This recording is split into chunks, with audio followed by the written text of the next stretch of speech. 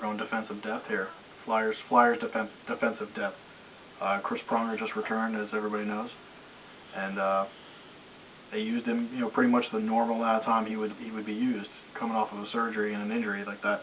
But the depth of the defense has clearly been the biggest step for the Flyers this year, and their rise to the top, I guess. But with being able to plug in a guy like Sean O'Donnell in the third line, the third pairing, and you put Bartulis, whoever was filling in, Matt Walker, any of those guys in there, and not miss a beat just because of it's not only veteran leadership, but those guys know how.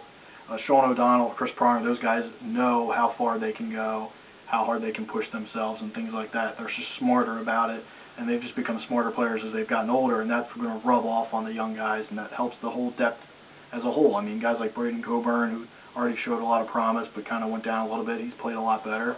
I mean, Timonen, no one even talks about Timonen. No one ever talks about Timonen. He's like a forgotten man. He's like this era's Eric Desjardins. He's only notice him if he makes a mistake type of guy. But like Matt Carl's been fantastic too. I mean, all those defensemen have really played well, and you can't really replace defensive depth.